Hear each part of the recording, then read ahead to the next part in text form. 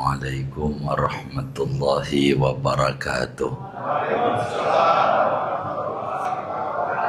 Bismillahirrahmanirrahim. Alhamdulillahi rabbil alamin. Wassalatu wassalamu ala sayyidil awwalin wal akhirin, sayyidina wa maulana Muhammadin wa ala alihi wa sahbihi ajma'in. Ya Aliyu wahai Ali, idza madha 'alal mu'mini arba'una sabahan. Betul ya? Idza madha 'alal mu'mini arba'una sabahan wa lam yujalisil ulama'a qasa qalbuhu wa jasara 'alal kaba'iri li'annal ilma hayatul qalbi. Apabila berlalu atas seorang mukmin 40 pagi, yakni 40 hari, namun dia tidak duduk-duduk bersama ulama, niscaya keras oleh hatinya dan ia berani atas melakukan dosa-dosa besar. Li'annal ilma hayatul qalbi, karena bahwa ilmu itu adalah hidupnya qalbu. Wallahu alam bisawab. Segini aja. Bapak Ibu, saudara-saudara sekalian yang mulia, pertemuan ini kita akan membahas dampak buruk orang yang tidak ngaji. 40 hari tidak duduk di majelis ilmu. Apa dampak buruknya? Begitu. Satu hari Imam Ali bin Abi Thalib karramallahu wajhah wa radhiyallahu ta'ala anhu wa ardhah dipanggil oleh Nabi besar Muhammad sallallahu alaihi wa alihi wa sahbihi wasallam, dan tentu nasihat ini bukan untuk Imam Ali saja, tapi juga untuk kita umatnya, karena Imam Ali salah satu umatnya Nabi, maka kita semua umatnya Nabi pun juga dikhitabi dengan hadis ini. Kata Nabi, ya Ali, idza madha 'alal mu'min arba'una sabahan wa lam yujalisil ulama'a qasa qalbuhu wa jasara 'alal kaba'ir li'annal ilma hayatul qalbi. Ada dua dampak buruk terbesar bagi orang yang tidak mau duduk-duduk di majelis ilmu. Enggak mau ngaji, enggak mau duduk bersama ulama. Ada dua dampak buruknya.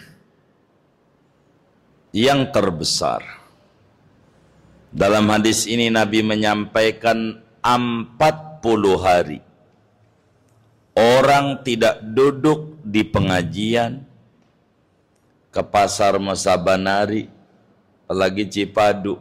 Tahu Cipadu enggak? Begitu. 40 hari ke Mall Sabanari, begitu. Tapi ngaji enggak ada dia. 40 hari. Bila 40 hari berlalu dia tidak duduk di majelis ilmu, maka dampak besarnya dua. Kata Nabi, qasa qalbuhu, hatinya akan keras. Kalau hati itu keras, dinasehatinnya tidak dengar. Kalau hati udah membatu, diomonginnya ora denger. Suara pengajian enggak nyampe juga. Suara adzan hayya 'alas shalah enggak dengar juga, walaupun dia 100 meter dengan masjidnya. Tapi kalau suara dangdutan 5 kilo kedengeran. Bisa begitu tuh. Emang ada yang kayak begitu tuh? Yang mana orangnya nih? Tuh begitu. Begitu saudara. Hati jadi keras.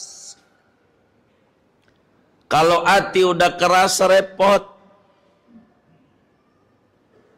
Kehidupannya yang ada kebingungan demi kebingungan yang ada.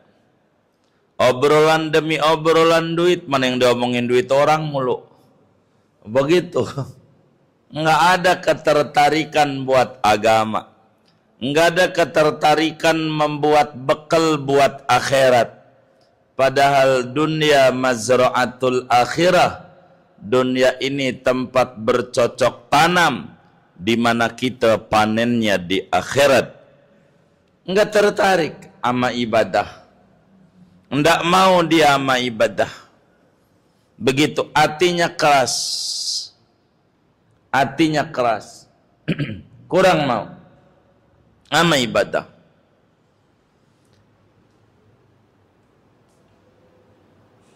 Kerasnya hati ini lebih parah daripada qalbun marid. Hati sakit. Kalau hati sakit itu masih memungkinkan bisa diingatkan, diobati. Tapi kalau sudah summa qasat qulubuhum fahiya kal hijarah au asyaddu qaswah. Keras hati. Itu penyebab keras hati. Dia tidak duduk-duduk dengan ulama. Bahasa kampungnya enggak ngaji. Hatinya jadi keras. Hatinya susah. Begitu. Ada kotak amal Jumat lewat aja ora lihat. Pas udah lewat baru lihat. Ada tuh kayak begitu tuh. Begitu.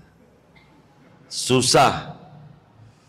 Wajasaro alal kabair. Kedua, dia akan berani mengerjakan dosa besar. Kenapa? Karena tidak ada lampu, tidak ada cahaya, tidak ada spion, tidak ada klakson, tidak ada yang bilangin dari lubuk hatinya. Minum-minuman biasa, begitu narkoba dan seterusnya, itu biasa. Berbuat dosa besar berani. Siang-siang enggak puasa berani. Padahal enggak ada uzur syar'i. Kenapa dia berani sama dosa besar? Penyebabnya enggak ngaji. Enggak ngaji. Makanya Imam Syafi'i dalam satu ungkapannya beliau menyatakan salah satun tazidu fil aqli. Ada 3 perkara yang bisa menambahkan pada kecerdasan pada akalnya, sehingga hatinya hidup melek, memiliki basirah. 3 kata Imam Syafi'i. Yang pertama, mujalasatul ulama. Dia duduk bersama ulama. Wa mujalasatus salihin. Dia duduk bersama orang-orang saleh. Kumpul bareng sama orang saleh. Wa tarkul kalam fima la ya'ni. Ninggalin ngomong yang ora ada manfaatnya. Membatasi bicara. Itu bikin akal itu cerdas. Kata Imam Syafi'i.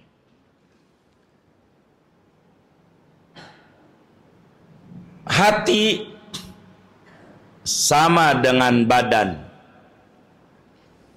Bila badan kita nggak dikasih makan, 40 hari. Kira-kira bagaimana? Hah? 40 hari? 40 hari nggak kasih makan, bagaimana kira-kira? Lah mati. Bisa mati dia. Nggak dikasih makan, nggak dikasih minum, nggak dikasih obat, didiemin aja tuh orang yang sakit. Modar dia. Bener nggak? Modar dia. Begitu kolbu. Bila kemudian kolbu ini tidak diisi dengan cahaya hikmah, dengan ilmu, hati bisa mati. Yang ada monten kiai aja, kiai dipontenin mulu sama dia.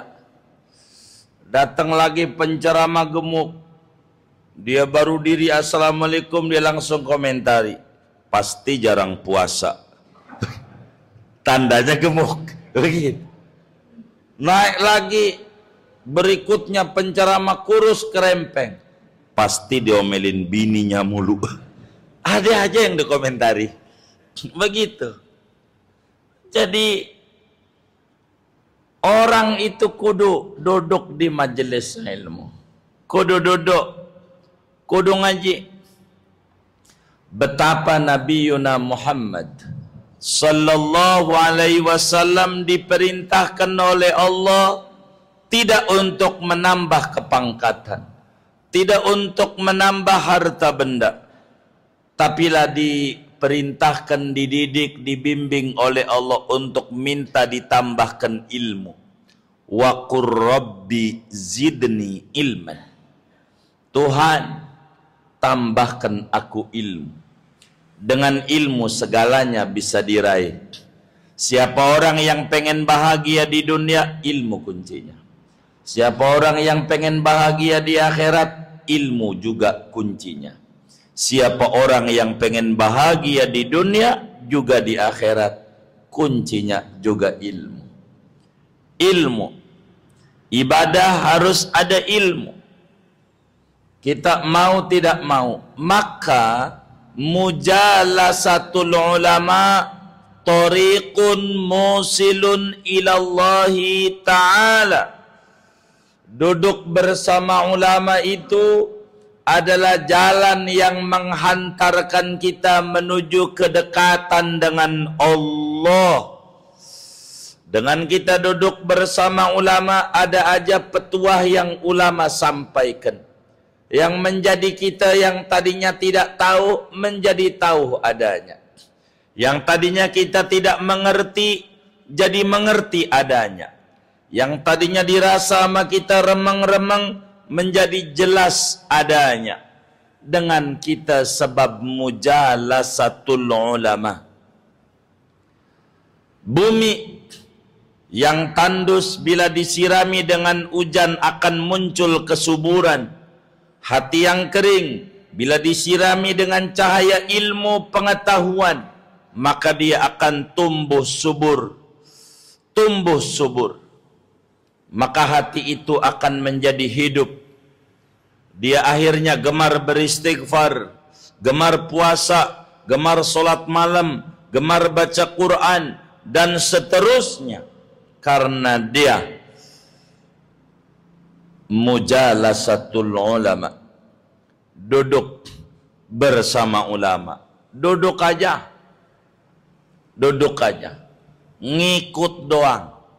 Ada santri, kiainya diundang, lalu dikasih tuh kiai kebuli ama ayam, nongkrong, dia juga dapat juga. Tuh gara-gara ikut coba. Itu mujalasatul ulama nafi'atun. Duduk bersama ulama itu manfaat. Maka kita jangan tinggallah itu ngaji. Di mana kita punya kampung, di situ ada majelis ilmu, sempetin mampir. Dan itu perintah daripada Nabi Yuna Muhammad sallallahu alaihi wasallam dalam hadis yang sahih. Nabi menyampaikan, idza marartum bi riyadil jannah farta'u. Qalu wa ma riyadul jannah ya Rasulullah? Faqala sallallahu alaihi wasallam hilaqudz dzikr. Bila Anda lewat jumpa dengan taman surga, mbok iyo mampir, kata Nabi. Mampirlah. Lalu apa itu taman surga yang di dunia ini, wahai Nabi? Hilaqudz dzikri, majelis ilmu. Majelis ilmu, ngaji. Dengan ngaji kita tahu, oh saya enggak wajib zakat, oh saya enggak disuruh ngorban. Dengan ngaji, oh saya disuruh haji, karena saya mampu. Jangan-jangan oleng saya punya usaha karena wajib haji enggak berangkat-berangkat. Akhirnya dia mikir apa aja, ketemu dah. Jadi itu faedah mujalasatul ulama. Sebab hati ini perlu disirami, dan siraman yang terbaik adalah siraman ruhani. Makanan yang paling baik adalah makanan qalbu, dan makanan qalbu adalah ilmu. Dengan ilmu barang dikit bisa jadi banyak, dengan ilmu barang banyak bisa jadi dikit. Dengan ilmu susah enggak merasa susah. Dengan ilmu kaya tidak mentang-mentang dirinya kaya. Ilmu segalanya perlu daripada yang namanya ilmu. Karena itu Imam Ali dinasihati oleh Nabi. Idza madha 'alal mu'min arba'una sabahan walam yujalisil ulama'a qasa qalbuhu wa jasara 'alal kaba'ir li'anna al-ilma hayatul qalbi. Seorang mukmin, kita bila berlalu 40 pagi, yakni 40 hari, walam yujalisil ulama'a, enggak ngaji 40 hari, qasa qalbuhu, qalbunya jadi keras, wajasara 'alal kabair, dia akan berani melakukan dosa-dosa besar. Dosa besar dikata biasa, begitu, nganggap enteng. Itu gara-gara dia tidak dapat nasihat dari ulama. Nabi menyampaikan, man jalasal ulama'a faka'annama jalasani. Siapa orang yang duduk bersama ulama, maka seakan-akan ia duduk bersamaku. Sebab al-ulama warasatul anbiya, ulama itu adalah ahli waris para nabi.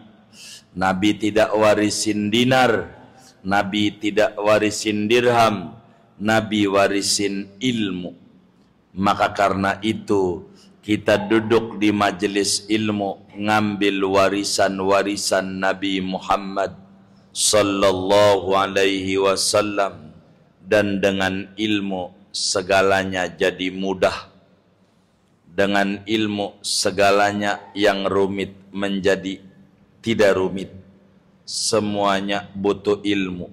Kabel aja tuh yang ada di tiang listrik, kita lihatnya puyeng banget karena kita enggak punya ilmu. Tapi bagi yang ngerti itu ilmu kelistrikan, enggak rumit-rumit amat. Begitu bagi dia. Kita ya Allah kayak benang kusut itu kabel, kata kita. Tapi tidak bagi yang punya ilmu. Begitulah hidup. Kita sholat nggak bisa diri, diajarin sama kiai, duduklah anda. Kita nggak bisa duduk, tidur miringlah anda. Kita nggak bisa juga tidur miring, udah payah, terlentanglah anda. Diajarkan oleh kiai berbagai cara, macam-macam cara, dan ini semuanya keuntungan daripada mujalasatul ulama. Siapa yang hatinya pengen hidup terus, siapa orang yang hatinya pengen bercahaya, maka harus demen dengan majelis ilmu, ngaji. Guru mah teknis, enggak mesti kita gurunya, enggak, kemana aja yang penting ngaji. Sebab guru boleh mati, guru boleh ganti, tapi ngaji kudu terus. Karena untuk menghidupkan kita punya qalbu. Kata Nabi, li'annal ilma hayatul qalbi. Karena ilmu itu hidupnya hati. Tanpa ilmu hati menjadi gelap. Sedang orang gak ada ilmu kayak orang buta, disuruh loncat-loncat padahal gak ada selokan. Begitu, dibilang kagak ada selokan, dia kagak loncat padahal ada selokan. Itu disasarin, disuruh kemari, disuruh ke situ-situ, berubah-berubah kehidupannya. Kenapa? Karena kagak ada dasar. Tapi kalau ada ilmu, dia mantep dalam hidupnya. Mantep, nggak bakal goyang-goyang. Masa setiap 1 Muharram, 10 Muharram, bagaimana niat puasa dari dulu? Tiap Ramadan bagaimana pas Ramadan? Dari dulu udah ada. Kalau dia udah dasar nggak berubah-berubah. Emang berubah-berubah mulu apa? Kan enggak. Begitu. Tiap kurban nanya lagi. Bagaimana? Saya ini masih punya utang. Ngurban enggak? Utang apa? Kredit rumah 15 tahun. Nanya itu mulu. Begitu. Dibilang enggak usah punya utang. Alhamdulillah. Alhamdulillah. Enggak ngorban lagi. Pas mau lunas kredit motor, ini mau nanya lagi. Nanya mulu. Ngorban kagak. Begitu. Saya enggak tiap Idul Adha kebelinya alhamdulillah areng mulu sama tusukan. Begitu. Ini enggak rapi. Kalau ada ilmu latihan, saya belum mampu kambing, yo ayam, latihan aja. Saking pengennya, biar Allah kasih kemampuan. Ada ilmu, nggak mau nyerah, ada keinginan.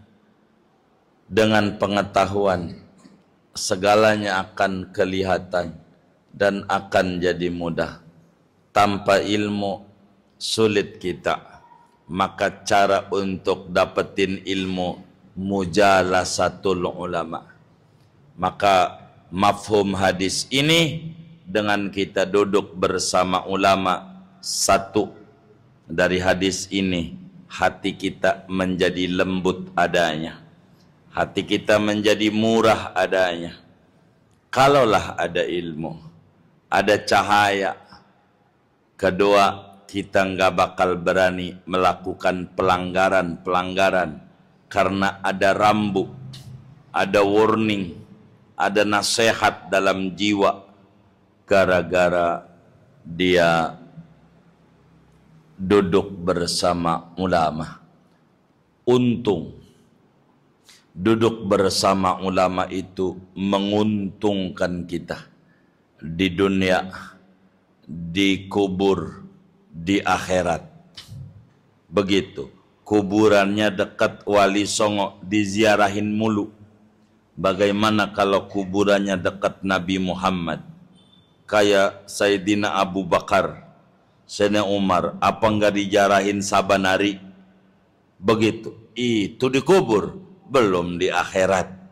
Jadi keberuntungan duduk bersama ulama. Duduk bersama ulama, manfaat apanya saja. Ini adalah hal yang paling penting. Maka ngaji kita, emang nggak boleh buka-buka Google? Ya boleh saja, tapi kita nggak tahu mana sampah mana bukan. Maka perlu ada yang bimbing, perlu ada irsyad, perlu ada yang mengarahkan, dan ini tidak bisa diraih kecuali dengan mujalasatul ulama. kecuali dengan duduk-duduk bersama ulama. Ngaji, kalau kita ngaji akan jadi paham. Orang ngaji itu dia akan tahan banting ketika diuji. Orang ngaji itu dia tidak bakalan jumawa kalau ada yang muji, sebab dia paham segalanya milik Allah. Dengan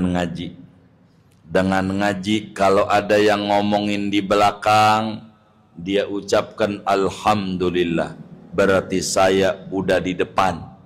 Nggak mungkin kalau kitanya di belakang diomongin di belakang juga, bener nggak? Begitu.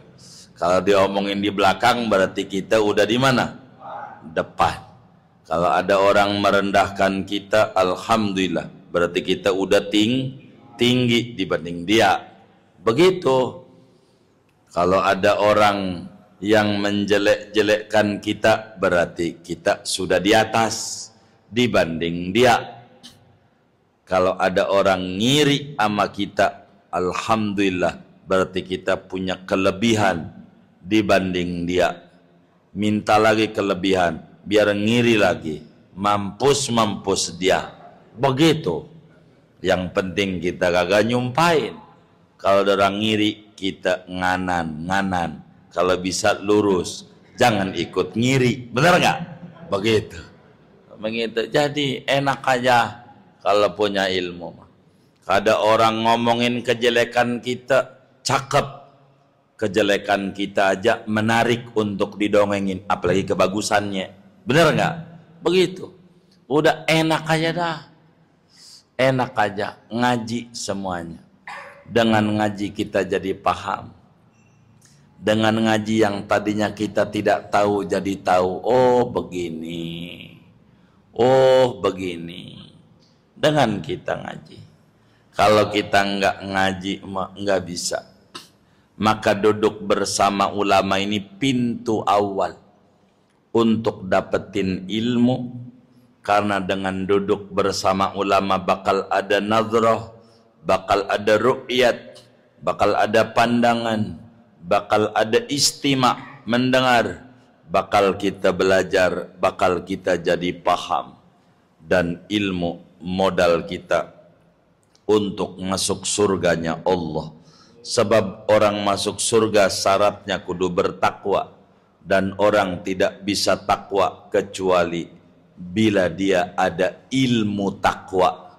Mana perintah Allah, mana larangan Allah. Dan pengen tahu ilmu takwa, kudu mujalasatul ulama, kudu duduk-duduk bersama ulama. Dampak buruknya tadi kita udah pahami. Qasa qalbuhu.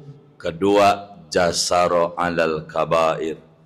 Orang akan nganggap biasa, bohong biasa, begitu, gibah biasa, namimah biasa, menghasut biasa, itu menormal-normal saja, begitu katanya. Kenapa ampe nganggap remeh ama bohong, ama namimah, ama gibah dan seterusnya? Karena tidak duduk-duduk bersama ulama. Berbahagialah muslim yang mau duduk di majelis ilmu. Beruntung muslim yang duduk-duduk di majelis ilmu. Pelan-pelan. Jangan kita kata baru ngaji pengen langsung bener. Itu panci hitam banget. Enggak dicuci-cuci. Panci di atas kompor. Kalau udah hitam banget, kalau langsung digosrok, bolong, bener nggak? Maka pelan-pelan diajarin nama kiai itu, dikit-dikit diajarinnya. Kenapa? Karena karatnya terlalu tebal, jadi dikit. Ibarat yang namanya batu yang keras, dikasih tetesan tes, insya Allah lama-lama mah bolong juga. Begitulah kita. Hari ini nggak paham, moga besok dapat pelajaran lagi dari kiai, jadi kita paham. Nggak paham lagi, moga besok kita paham. Itulah pentingnya mujalasatul ulama, duduk bersama ulama. Kembali kata Nabi, ya Ali, idza madha 'alal mu'min arba'una sabahan wa lam yujalisil ulama'a qasa qalbuhu wa jasara 'alal kaba'ir fa in li annal ilma hayatul qalbi.